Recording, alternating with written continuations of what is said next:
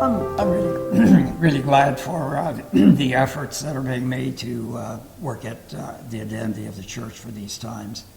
I think it ever needs to be refined, refreshed, and I think this annual conference is going to make some strides in that direction.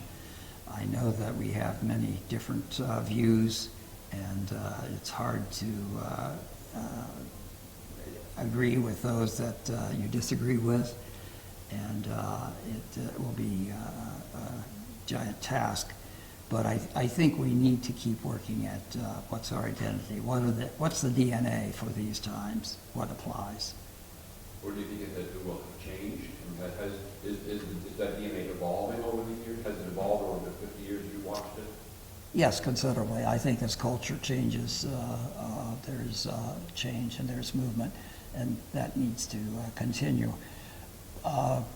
I think, though, the basic grounding of the Church of the Brethren, being the minority it is, being fairly uncelebrated in the larger culture, it's, brethren, who are they, kind of thing, I think is some advantage. It gives us an opportunity to identify with those who maybe are put out by established religions. We're a little less established, maybe, I'm not sure. But I think there's still within the Brethren a genius for being creative. The fact that Serve, Heifer, you can go down the list, Student Exchange, the creative things that were done 60, 70 years ago, I think we're capable of coming up with creative marks for these days. So I hope we continue working at identity, at image, and at building solidarity around those marks.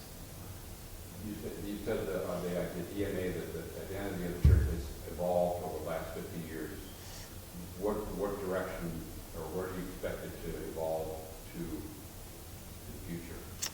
Wow.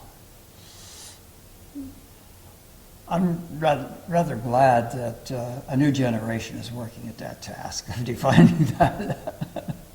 I'm glad to have worked at it for a while in my time, but I think that's really for new generations to define. But I think we need to be in tune with the younger generation, or the dynamics that they bring, or there isn't a future. How have you seen the culture influence the church over the last 50 years? During the 50s, 60s, 70s, what impact has there been between the culture and the way it's shaped the agenda of the church or the actions of the church? Well, there's no doubt it's shaped in major ways. Coming to staff in the 50s, working in the 60s, and seeing the, particularly after World War II, the creative burst of energy around church building and the church flourishing, and then to see that fade away 20, 30 years later is hard to grasp, hard to deal with. By church building, you mean membership or the buildings themselves? All that. I mean, the massive attendance compared to today in our local churches, the interest of people in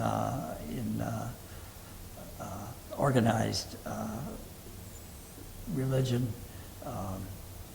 established churches, and so forth. But I think that brethren have the opportunity to put some unique spins on that and offer some alternatives, and I hope we can continue to do that, to be countercultural in a way. I think that's certainly been true of our 300 years, and I think there's a place for that today. How countercultural have we been over the last 300 years, or at least the last 50? As much as you wanted it to be? No, but I think it does offer alternatives to society at large. And one of the things I've enjoyed so thoroughly is working with other churches, the ecumenical tasks in media and in education and mission. I think I've learned so much from other churches. But I think I find in them also a high regard for the Church of the Brethren, saying, you know, hey, if I weren't United Church of Christ, if I weren't Methodist, I probably would be Brethren. And I think it's a nice accolade, and I think it's from people who respect the distinctives that we have. And I think it may be difficult to continue emphasizing those distinctives, but I think they're biblical, they're true to the faith of Christ, and I hope we have the energy to continue that message. How do you build on that? I think a lot of it has to do with, again, identity, image, sense of who we are, sense of what's important to us. We have new media channels that can unite us or divide us, and we need to be careful about that, but there are opportunities, I think, afresh, and we need to latch on to some of those, but with discernment.